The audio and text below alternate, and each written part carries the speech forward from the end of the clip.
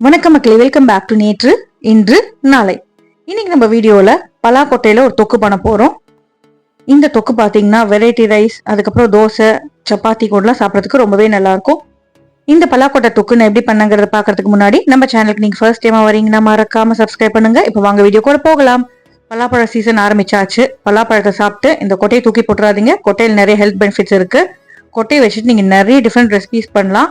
பலாக்கொட்டை புலாவ், பலாக்கொட்டை டிக்கி, பலாக்கொட்டை பொடி மாஸ், பலாக்கொட்டை தொக்கு, இதெல்லாமே சூப்பரா இருக்கும். நம்ம சேனல்ல இதை தவிர நிறைய பலாக்கொட்டை ரெசிபிஸ் இருக்கு. அதோட லிங்க்குமே நான் டிஸ்கிரிப்ஷன்ல கொடுக்குறேன். டைம் இருக்கிறப்ப செக் பண்ணி பாருங்க. பலாக்கொட்டையை பலாப்பழம் சாப்பிட்டதுக்கு அப்புறமா நல்லா அலம்பிட்டு வெயில காய வச்சிடுங்க. பொற தோலை நீங்க ஈஸியா ரிமூவ் பண்ணிடலாம். இப்ப தோல்லாம் ரிமூவ் பண்ணிட்டு நம்ம 1க்கு 2 சாப் பண்ணி வேக வச்சுக்க போறோம். மேல இருக்கிற தோல் பாத்தீங்கன்னா உங்களுக்கு பிளாஸ்டிக் ஷீட் மாதிரி இருக்கும். இப்போ இந்த தொக்குக்கு ஒரு பொடி ரெடி பண்ணிக்க போறோம். அதுக்கு 1/2 டீஸ்பூன் அளவுக்கு மல்லி விதை, 1/2 டீஸ்பூன் ஜீரகம், 1/2 டீஸ்பூன் சோம்பு, அதுக்கப்புறமா ஒரு 1/2 டீஸ்பூன் உளுத்தம் பருப்பு, 1/4 டீஸ்பூன் கருப்பு மிளகாய் நல்லா வறுத்துக்கலாம். பருப்பு பொன்னிறமா மாறுற வரைக்கும் வறுத்துக்கோங்க. எல்லாத்தையுமே நான் ட்ரை ரோஸ்ட் தான் பண்றேங்க. இதுல பருப்பு வறுப்பட்டதுக்கு அப்புறமா நீங்க ஒரு ஏலக்காய், ஒரு சின்ன துண்டு அளவுக்கு பட்டை, 3 லவங்கம் சேர்த்து வறுத்துக்கோங்க. இதெல்லாம் நல்லா வாசனை வர வரைக்கும் நம்ம வறுத்துக்கணும். லைட் மசாலா ஃபிளேவர் இந்த தொக்குக்கு ஒரு குருமா டேஸ்ட் கொடுக்கும். காரத்துக்கு நான் ஒரே ஒரு பேடிகை மிளகாய் சேர்த்திருக்கேன். உங்களுக்கு நல்ல காரம் வேணும்னா 2-3 சேர்த்துக்கோங்க. பேடிகை மிளகாய் நல்ல கலரும் கொடுக்கும், கொஞ்சம் காரமும் கொடுக்கும். வறுத்த இந்த பொருள் எல்லாத்தையும் ஒரு பவுலுக்கு மாத்திட்டு ஆற விட்டுருங்க. அடுத்ததா நம்ம இது கூடவே தேங்காவுமே அரைச்சிக்க போறோம். அதுக்கு தேங்காவை ரோஸ்ட் பண்ணிக்கணும். இதை எடுத்து வச்சுட்டு இதே கடாயிலேயே நம்ம தேங்காய் ரோஸ்ட் பண்ணிக்கலாம். நல்லா தாராளமா ஒரு கைப்பிடி அளவுக்கு தேங்காவை ட்ரை ரோஸ்ட் பண்ணிக்கோங்க. தேங்காய் நல்லா ப்ரௌன் கலரா மாறி பொறப்பொறன்னு ஆகணும். அதாவது அதோட மாய்ஸ்சர்லாம் எவாபரேட் ஆகணும். அது வரைக்கும் ரோஸ்ட் பண்ணிக்கோங்க. முதல்ல உங்களுக்கு ஒட்டுற மாதிரி தான் இருக்கும். சுரண்டி விட்டுருங்க. அதுக்கப்புறம் உங்களுக்கு நான் ஸ்டிக்கியா மாறிடும். ரோஸ்டட் தேங்காய் பார்த்தீங்கன்னா கிரேவிக்கு நல்ல ஃபிளேவர் கொடுக்கும். இதுலேயே கொஞ்சமா கருவேப்பிலை சேர்த்துட்டு நம்ம வறுத்துக்கலாம். தேங்காய் சேர்த்ததுக்கு அப்புறம் கொஞ்சம் கை விடாம வறுத்துக்கோங்க. அப்பதான் உங்களுக்கு ஈவனா ரோஸ்ட் ஆகும், இல்லைன்னா கருகி போயிடும். இப்போ நம்ம மிக்சி ஜார்ல முன்னாடி வறுத்த அந்த பருப்பு, பட்டை, லவங்கம் அது எல்லாத்தையும் சேர்த்துட்டு இது கூடவே நம்ம வறுத்த தேங்காவுமே சேர்த்துட்டு ட்ரையா பொடி பண்ணி வச்சுக்க போறோம். எவ்வளோ ஃபைனா முடியுமோ அவ்வளோ ஃபைனா பொடி பண்ணிக்கோங்க. இப்போ இந்த பொடி ஓரமா இருக்கட்டும். நம்ம அப்புறமா கடைசியா கிரேவியில சேர்த்துக்கலாம். நல்லா அடிகனமா இருக்கிற கடாயில 1லேருந்து 2 டேபிள் ஸ்பூன் எண்ணெய் சேர்த்துக்கோங்க. நல்லெண்ணெய் இல்லைன்னா கடலெண்ணெயில பண்ணீங்கன்னா டேஸ்டா இருக்கும். 1/4 டீஸ்பூன் கடுகு, 1/4 டீஸ்பூன் ஜீரகம் சேர்த்துக்கலாம். கடுகு வெடிக்கட்டும், ஜீரகம் நல்லா பொரியட்டும். இதுலேயே 1/4 டீஸ்பூன் அளவுக்கு நான் சோம்பு சேர்த்திருக்கேன். ஒரு காஞ்ச மிளகாயை உடச்சிட்டு சேர்த்துக்கிறேன். 2 வெங்காயத்தை பொடி பொடியா நறுக்கிட்டு இந்த எண்ணெயில சேர்த்துட்டு நல்லா வதக்கிக்கோங்க. வெங்காயம் சீக்கிரம் வதங்கிறதுக்கு தேவையான அளவுக்கு உப்பு சேர்த்துக்கலாம். வெங்காயம் கலர் மாறுற வரைக்கும் நம்ம வதக்கிக்கலாம். அப்பப்போ வதக்கி விட்டுட்டே இருந்தீங்கன்னா ஈவனா குக் ஆகும்.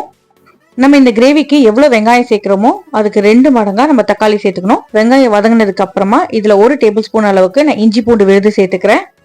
இஞ்சி பூண்டு விழுது வேண்டாம்னா நீங்க ஸ்கிப் பண்ணிக்கலாம். பட் சேர்த்தீங்கன்னா உங்களுக்கு நல்ல ஒரு மசாலா கிரேவி மாதிரி இருக்கும்.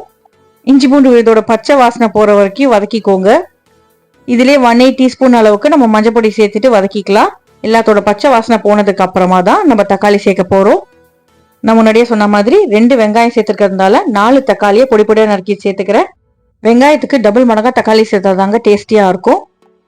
தக்காளி நல்லா வெந்து குழஞ்சு வர வரைக்கும் கொஞ்சம் பொறுமையா வதக்கிட்டே இருங்க. கரண்டி வச்சு தக்காளியை மேஷ் பண்ணி விட்டுட்டே வாங்க. வெங்காயமே நீங்க பொடி பொடியா நறுக்கி சேர்த்தீங்கன்னா தக்காளியோட உங்களுக்கு உரு தெரியாம நல்லா பிளெண்ட் ஆகி வரும். இதுலயே கொஞ்சமா கருவேப்பிலை, அதுக்கப்புறமா ஒரே ஒரு பச்சை மிளகாய் கீரிட்டு சேர்த்துக்கலாம். நல்ல ஒரு ஃபிளேவர் கொடுக்கும்.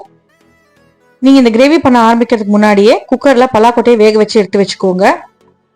பலாக்கொட்டையில் கொஞ்சமா தண்ணி சேர்த்துட்டு ஒரு 5-6 விசில் விட்டாலே உங்களுக்கு கொட்டை வெந்துடும். வெந்த பலாக்கொட்டை பார்த்தீங்கன்னா சாஃப்டா அமுங்கணும். தக்காளி நல்லா குழஞ்சதுக்கு அப்புறமா இதுல நம்ம அந்த பலாக்கொட்டையை தண்ணியோட சேர்த்துட்டு நல்லா கலந்துக்கலாம். கிரேவியோட பலாக்கொட்டை ஒன்று சேர்ந்து கொதிக்கட்டும். அப்பதாங்க அதோட ஃபிளேவர்லாம் பலாக்கொட்டைக்குள்ள இறங்கும். கொதிக்க கொதிக்க உங்களுக்கு திக்காயிட்டே வரும். தேவைப்பட்ட கொஞ்சமா தண்ணி சேர்த்துக்கோங்க. உங்களுக்கு இது செமி கிரேவியாவும் நீங்க வச்சுக்கலாம், இல்லைன்னா ட்ரை சப்ஜி மாதிரியும் நீங்க பண்ணிக்கலாம். இந்த கிரேவி பாத்தீங்கன்னா நீங்க சூடா சாப்பிடும் போது லூஸா இருக்கும். பட் ஆற ஆற உங்களுக்கு திக்காயிட்டே போகும். நல்லா கொதிச்சதுக்கு அப்புறமா இப்ப நம்ம ரெடி பண்ணி வச்சிருக்கிற அந்த பொடியை இதுல சேர்த்துடலாம். நான் எல்லா பொடியுமே சேர்த்துட்டேன். நல்லா கலந்து விட்டுருங்க. எக்ஸஸா இருக்கிற மாய்ஸ்சர் எல்லாத்தையுமே இந்த பொடி உறிஞ்சிடும். பொடியோட சேர்ந்து மறுபடியும் ஒரு 3-4 நிமிஷம் கொதிச்சதுன்னா உங்களுக்கு இந்த கிரேவி ரெடி ஆயிடும். அடிபிடிக்காம இருக்கிறதுக்காக கிளறி விட்டுட்டே இருங்க. நல்லா திக்கா தொக்கு மாதிரி வந்ததுக்கு அப்புறமா அடுப்பை ஆஃப் பண்ணிட்டு மேல ஒரே ஒரு டீஸ்பூன் நெய், ஃப்ரெஷ்ஷா சாப் பண்ண கொத்தமல்லி இலைகளை தூவி விட்டுக்கலாம். உங்களுக்கு புளிப்பு தேவைன்னா நீங்க லெமன் புழிஞ்சு விட்டுக்கோங்க. பட் எனக்கு தக்காளி நிறைய சேர்த்துக்கிறதுனால புளிப்பு தேவைப்படல. அவ்வளவுதாங்க, நம்மளோட சூப்பரான பலாக்கொட்டை தொக்கு ரெடி. வெரைட்டி ரைஸான லெமன் சாதம், தேங்காய் சாதத்துக்கு கூட ரொம்பவே நல்லா இருக்குங்க. ட்ரை பண்ணி பாருங்க. இல்லைன்னா சப்பாத்தி, தோசைக்கெல்லாமே நல்லா இருக்கும். நான் தேங்காய் சாதத்தோட சர்வ் பண்ணுங்க. ரொம்பவே நல்லா இருந்தது. தூக்கி போடுற பொருளை வச்சு நீங்க ஒரு மீலே பண்ணலாம். இந்த தொக்கு பார்த்தீங்கன்னா உங்களுக்கு ரொம்பவே ஃபில்லிங்கா இருக்கும். நீங்க மெயின் கோர்ஸை கொஞ்சமா சாப்பிட்டா போதுங்க. இந்த தொக்கு நிறைய சாப்பிட்டா உங்களுக்கு அப்படியே வயிற்று அடைச்சிரும். இந்த பலாக்கொட்டை தொக்கை நீங்க ட்ரை பண்ணி பார்த்துட்டு எப்படி வந்ததுங்கிறத எனக்கு மறக்காம கமெண்ட்ஸை சொல்லுங்க. நம்ம சேனலுக்கு நீங்க ஃபர்ஸ்ட் டைமா வரீங்கன்னா லைக் பண்ணுங்க, ஷேர் பண்ணுங்க, சப்ஸ்கிரைப் பண்ணுங்க.